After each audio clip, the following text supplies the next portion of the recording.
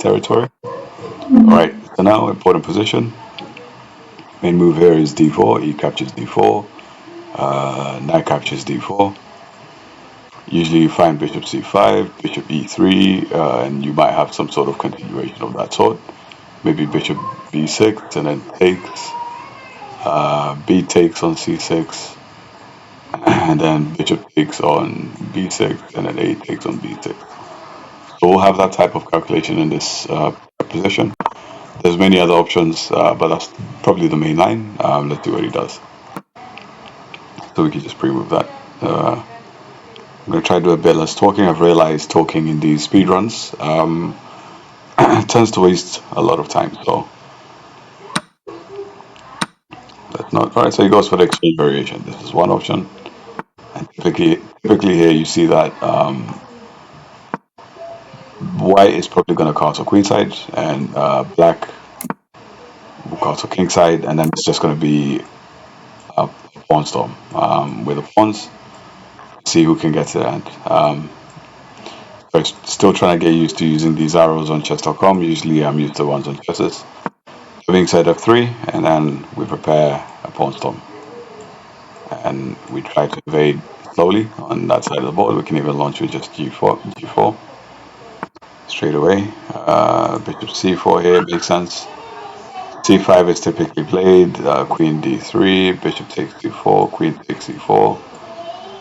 That's usually seen. And then maybe something like knight d7, bishop takes c7, queen takes c7, and then h5, h4, h5, etc. And the game sort of carries on in that manner. Let's see what he does. But most people here tempted to attack the queen. Let's see though what our opponent does. These types of openings, you've really got to know the opening. It's very easy to get lost. You make one small mistake and the middle game becomes really hard. So let's see how our opponent responds. So far, they seem to know the theory, to be honest.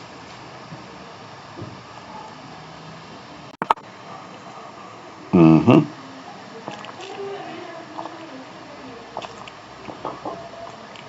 So spending another move retreating, which will lead to a capture anyway and probably ruin our structure. Let's just take, simplify the position a little bit. Now, we just keep pushing the juices, as Hikaru would say. B5 isn't dangerous. I don't worry about storms when they're not backed up by pieces. If the rooks were here, let's say, then I'd be a bit worried with this pressure on this queen side. Right now, I'm not that worried, so I'm gonna try and invoke my own plans in the game and play more aggressively. So h5, just keep pushing the h pawn, get close to his territory, and literally go for checkmate as quickly as possible. Some openings you have to exercise patience. Other openings such as this, the more aggressive player tends to be the one who usually wins. So usually you've got to be aggressive. The one who's more aggressive has a much better chance of winning. So let's see what he does. H6 I believe is the right move. Now you can see immediately that creates a hole on g7. Hopefully we can deflect the knight. We can get some sort of checkmate. First let's start with e5. E takes, queen takes, rook takes, and then rook takes.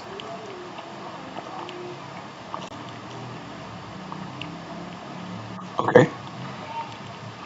Yeah, there is a case for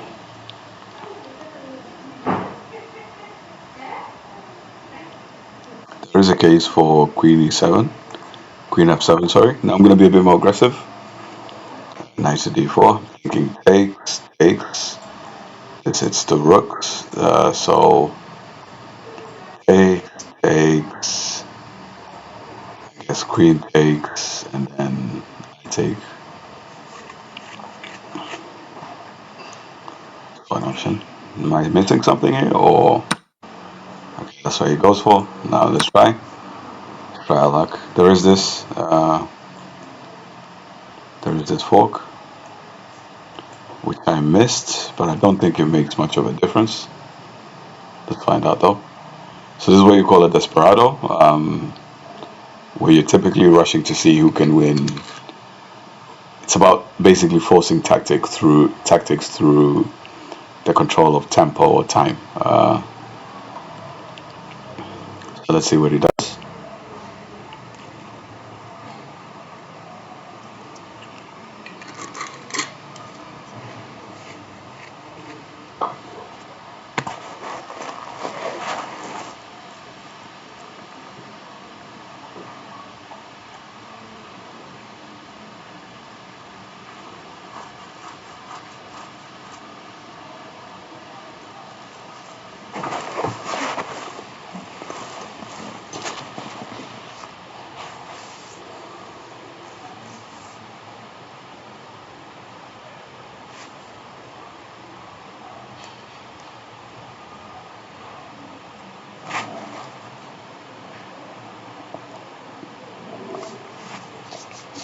Right, pawn is taking a bit of time to think. Goes for the rook idea.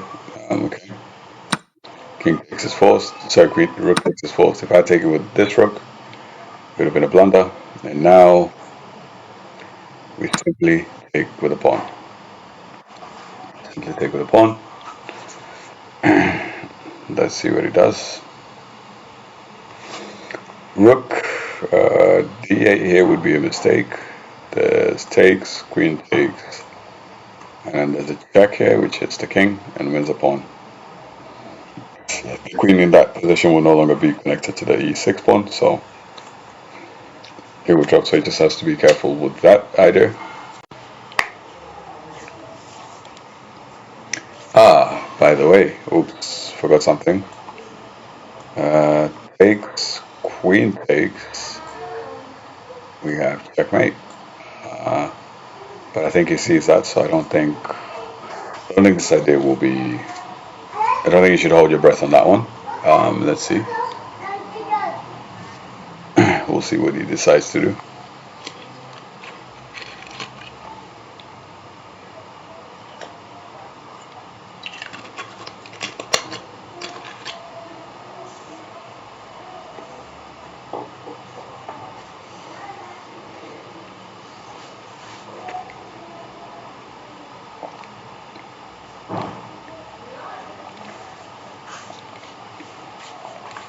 Good thing as well is that there's no entry squares.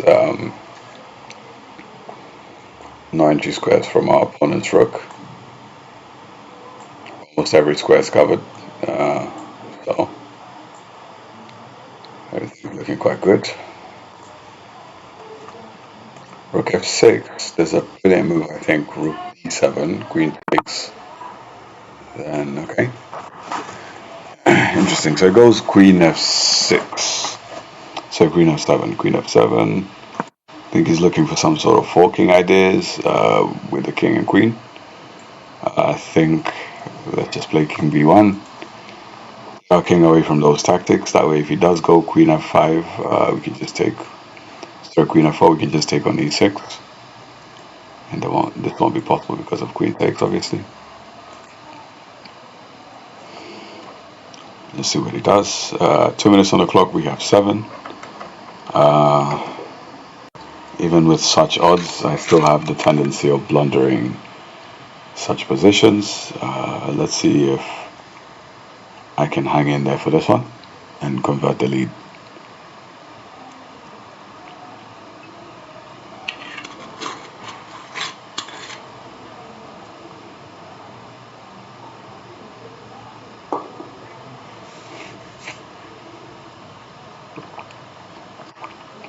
All of a sudden now you can clearly see this pawn gradually made its way up the board, and now it's the strongest idea on the board. And he just blunders his queen. No, he doesn't. No. Takes this check, and then made into after that. The rook will take back. So that doesn't work. All right. We don't take the queen, obviously. One sensible move actually is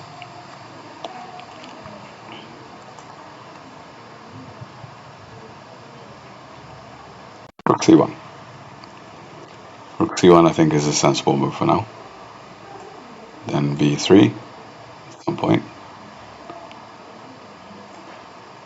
Or even a2 as well, that's possible.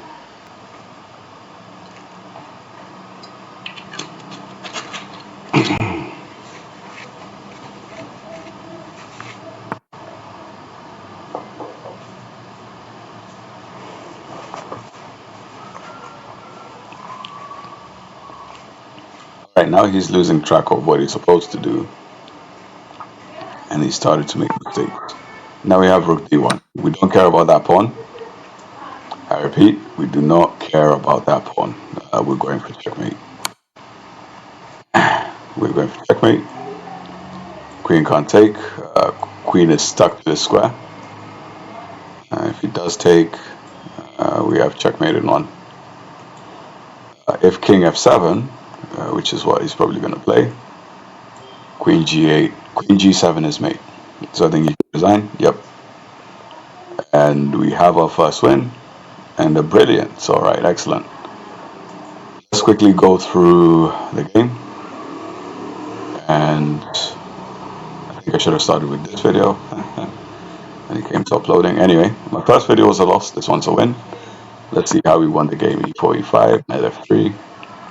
So usually, you should understand that developing is most important in the opening, obviously.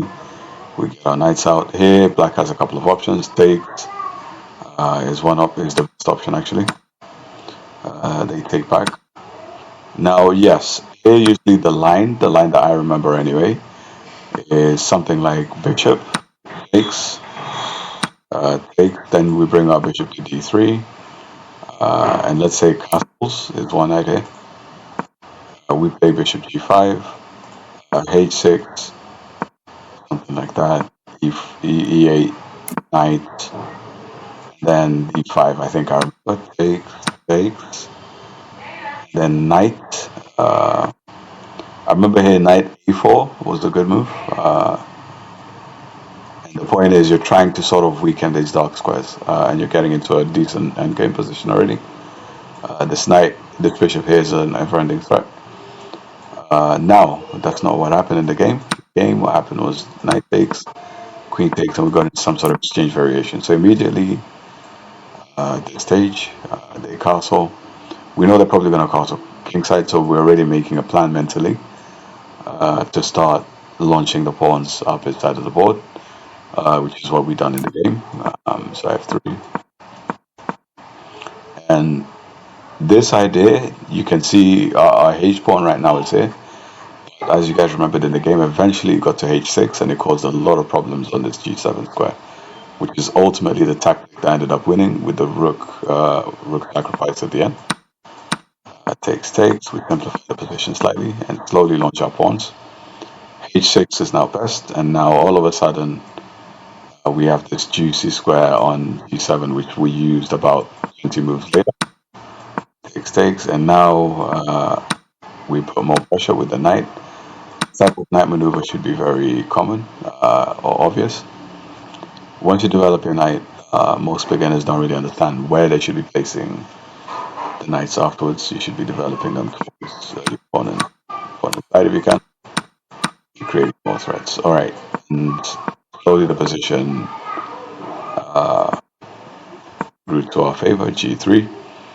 Really important you get into this habit of creating just a tiny escape square for your king in case of anything, known as a prophylactic move. Here we have to lift the pawn because obviously we don't want him to take. On g5, the pawn is covered and is under the watchful eye of the queen. Then I noticed that he left this square, this d file wide open. His queen is too overloaded with tasks to do. The queen has to guard d8 and g7 at the same time, which you can't do. So the moment he played that, I saw the brilliant rook d8 check, and he can resign. Queen takes, this checkmate, and nothing he can do about that. If you guys enjoyed, video's a bit long, but